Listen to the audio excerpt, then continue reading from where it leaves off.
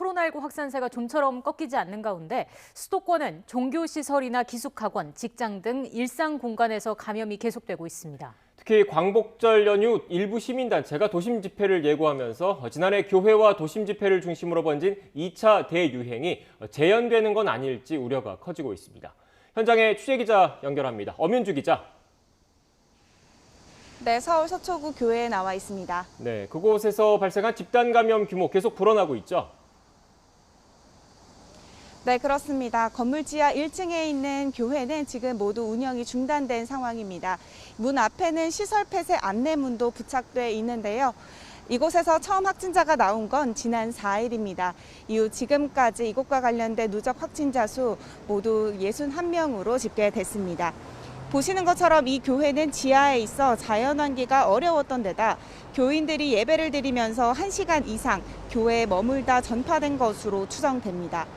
역학조사에서 지난 1일 당시 19명이었던 인원 제한 수칙을 어기고 51명이 교회에 모인 사실이 적발됐습니다. 서초구청은 교회 측에 과태료를 부과했고 지난 11일부터 시설 폐쇄와 집합금지 조치를 한 상황입니다. 이런 가운데 이 교회 전도사가 금지된 대면 예배를 진행하면서 정부의 방역 조치가 교회 탄압이라고 주장한 영상이 논란을 빚고 있습니다.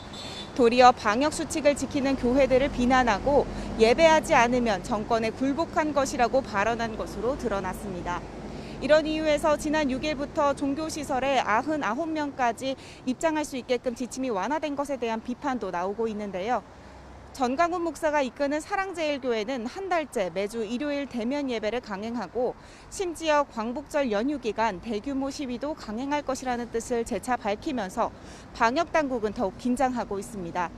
특히 하루 신규 확진자 수가 2,000명을 넘나드는 데다 델타 변이 바이러스까지 기승을 부리는 만큼 지난해의 악몽이 되풀이되진 않을지 우려됩니다. 자, 다른 수도권 내 주요 집단 감염 사례도 이어서 설명해 주시죠.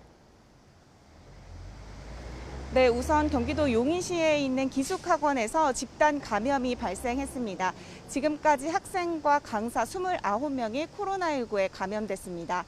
지난 10일 처음으로 학생 2명이 확진이 됐고 이후 학생과 교직원 251명에 대한 전수검사를 벌였습니다. 해당 학원은 오는 23일까지 운영을 중단하기로 했고 방역당국은 수칙 위반 여부를 조사하고 있습니다.